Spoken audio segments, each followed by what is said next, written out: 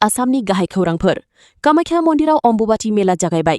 गुवाहाटीनि कामाख्या मन्दिराव 22 जुननिफ्राय 22 जुनसिम अम्बुबाची मेला जागायदों। आसाम सरकार आरो मन्दिरनि मावफुंगिरिफोरा मोजां हाबाफारि खालामदों। लाख लाख सुबुंफोर साधु दाब दाब जायगाफोरनिफ्राय बे मेलायाव बाहागो लानो फैदों।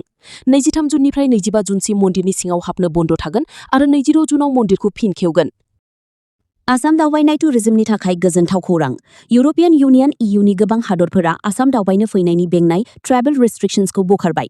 आसामनि मन्थ्रि जयन्त मल्ल बर'आ बिथाङा फोरमायदों दि अस्ट्रेलिया आरो जापाननि उनाव दा इउर'पनि सुबुंफोराबो आसामाव उदाङै दावबायनो हागोन। बियो आसामनि दावबायनाय बिथिंखौ जोबोर जौगाखांहोगोन।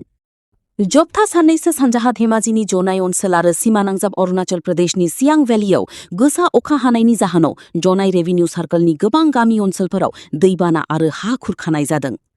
आसामनि गोदान ब्रह्मपुत्र दालांआ गनायथि मोनबाय। 1400 कोटि रांनि बिथांखिनि खामानिया जागायनो थाग थियारि। आसामा ब्रह्मपुत्र दैमानि सायाव मोनसे गोदान दालां मोननो थांगासिनो दं। रेलवेआ बे गोनांथार लामा आरो रेल प्रजेक्टनि थिखा कन्ट्रेक्टखौ L&T कन्स्ट्राक्शन लिमिटेडनो गथायबाय। बे दालांखौ बानायनायाव एसेबां 1400 कोटि रां खरसा जागोन होननानै साननाय जादों आरो बेखौ 2029 मायथाइसिमाव फोजोबनायनि थांखि लानाय जादों।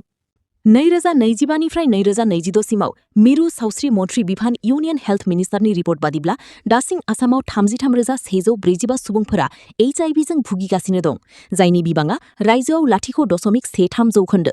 बे अनजिमाया सा सानजा हादरसाफोरनि मादाव आसामाव बयनिख्रुइबो बांसिन होनना दिन्थियो। बिनि उनाव मिज'रामाव 26,321 PHLV, नागालेन्डआव 23,731, मणिपुराव 23,463 दं, त्रिपुरायाव 10,769, मेघालयआव 9,244, अरुणाचल प्रदेशआव 2,630 आरो सिक्किमाव 533 केसफोर मोननाय जादों।